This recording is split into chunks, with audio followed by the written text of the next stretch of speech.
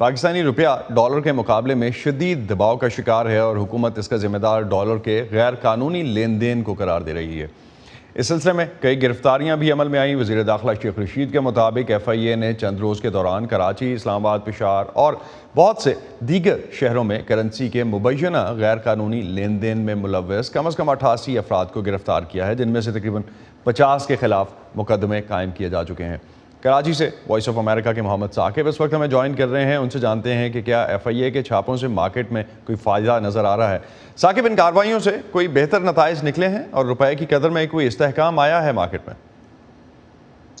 جی اسد، ابھی فوری طور پر تو نہیں، اور آج بھی جب انٹربینک مارکیٹ میں جو ڈالر کی قیمت ہے وہ 171 روپے 20 پیسے پر فروخت بند ہوئی ہے، تو فوری طور پر تو اس پر کوئی اثر سامنے نہیں آیا ہے، لیکن حکام کا یہ کہنا ہے کہ آئندہ آنے والے چند روز میں اس کا اثر ضرور سامنے آئے گا، کیونکہ افغانستان جانے والے شہریوں کے لیے بھی جو ڈالر کی حد ہے وہ $1000 تک کر دی گئی ہے۔ اس سے پہلے وہ $10,000 پر پرسن لے کے جایا جا سکتے تھے، لیکن اب جو ہے وہ صرف $1000 ہی لے کے جا سکتے ہیں، اور اس کے ساتھ ساتھ مزید کچھ اسٹیپس لیے گئے ہیں جس سے حکام کا یہ اندازہ ہے کہ آنے والے دنوں میں جو ڈالر کی جو غیر ضروری طلب ہے اس کو کیا جا سکے گا۔ تو ان تمام احکامات کے بعد حکام کا یہ کہنا ہے کہ یہ جو غیر ضروری ایک طلب ہے اس میں کمی لائی جا سکے گی۔ تو ثاقب، ماہرین کیا کہتے ہیں کہ ان اقدامات سے ڈالر کی قدر، اس کی دستیابی، کچھ حد تک استحکام آئے گا اس میں؟ دیکھیے، ماہرین معیشت جو ہے اس میں مختلف رائے رکھتے ہیں۔ کچھ کا خیال ہے کہ یہ اقدام پہلے کر دینا چاہیے تھا، اور جو بایو میٹرک ویریفیکیشن کا سسٹم رکھا گیا ہے کہ اگر آپ $500 سے زیادہ کی ٹرانزیکشن کرتے ہیں تو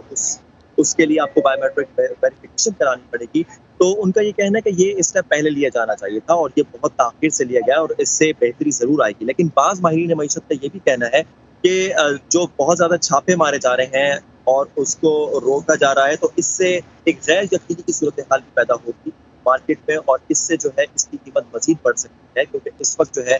سب سے بڑا جو کنسرن ہے پاکستانی معیشت